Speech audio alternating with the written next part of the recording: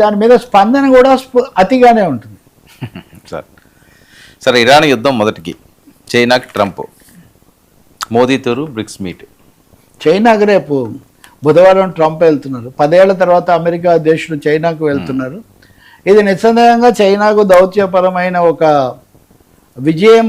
ఈ సమయంలో వాళ్ళేమి ఇరాన్ విషయంలో అమెరికాను బలపరచకపోయినా, గట్టిగా నిలబడినా, ఇరాన్తో స్నేహంగా ఉన్న, ఇరాన్ అత్యధికంగా చమురు సరఫరాలు వ్యాపారం చేసింది చైనాతో అని తెలుస్తున్నా ఆ చైనాకు ట్రంప్ ఇప్పుడు వెళ్లాల్సి రావటం అన్నది ప్రపంచంలో పెరుగుతున్న చైనా ఆధిక్యత అని చెప్తుంది. దీన్ని 3 T's 3 Tలతో దీన్ని చెప్తున్నారు. మనం ఇప్పుడు తెలంగాణ టీ మాట, ఈ 3 Tలు, ఒకటి తైవాన్, 2 ట్రేడ్, 3 టెక్నాలజీ. ఈ 3 విషయాల్లో ట్రంప్ ఎలాంటి వైఖరి తీసుకుంటారు, చైనాకు అమెరికాకు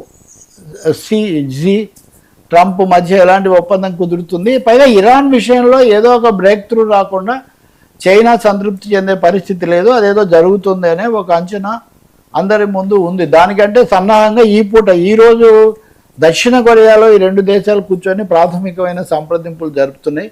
ఇప్పుడున్న ప్రపంచ పరిణామ క్రమంలో ట్రంప్ చైనా పర్యటన ఒక ముఖ్యమైన మైలురాయి అవుతున్నాయి. ఏం సంకేతాలు ఇస్తుంది, వాళ్ళు ఏమి నిర్ణయాలు చేస్తారో అది చూడాలి. కానీ రెండో వైపున మనం చూస్తే ఇరాన్ యుద్ధం మళ్ళీ మొదటికి వచ్చిందని చెప్పాలి. ఎందుకంటే ఇరాన్ శాంతి ప్రతిపాదనలకు మేము స్పందిస్తాము మా ఇవి అని చెప్తే ట్రంప్ వాటిని చాలా తేలిగ్గా తోచిపుచ్చేసాడు, తిరస్కరించాడు.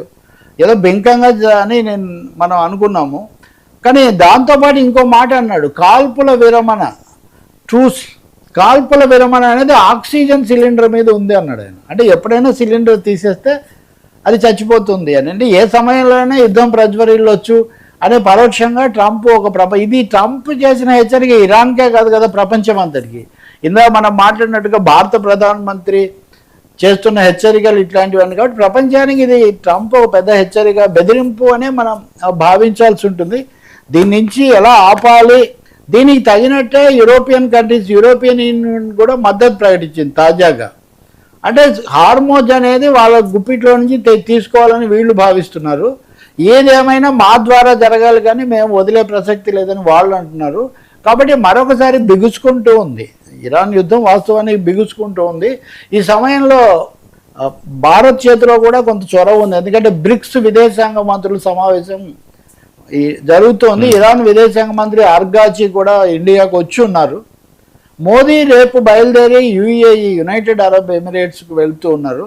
అక్కడ అనేక ఒప్పందాలు కుదురుతాయి, ప్రత్యామ్నాయ చమురు వనరులు కూడా ఏర్పాటు చేస్తారని కూడా ఒకటి అనుకుంటున్నారు. కాబట్టి బ్రిక్స్, చైనా, ఇండియా ఇవన్నీ ఇన్వాల్వ్ అయి ఉన్నటువంటి సమయంలో ఇరాన్ ఒక గట్టి వైఖరి తీసుకోవటం, ఇరాక్ను మేము యుద్ధానికి, ఇరాక్ గడ్డ మీద నుంచి మేము అస్త్రాలు ప్రయోగించామని ఇజ్రాయెల్ ప్రకటించడం కూడా ప్రపంచానికి కొంచెం ఆందోళన కలిగిస్తుంది.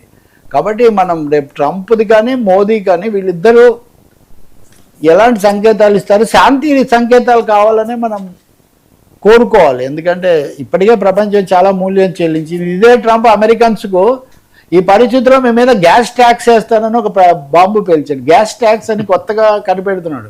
ఇప్పుడు మోదీ చెప్పిన దాంట్లో కూడా చాలామంది ఆందోళన చెందేది హైదరాబాద్ హెచ్చరికలో అంతటితో ఆగుతాయా, తర్వాత ప్రజల మీద కొత్త భారాలు పడతాయి, పెట్రోల్ ధరలు గ్యారంటీగా పెరుగుతాయి, కోవిడ్ అప్పుడు వేసిన లాంటి కొన్ని టారిఫ్లు ఇవి కూడా వస్తాయనుకుంటున్నారు.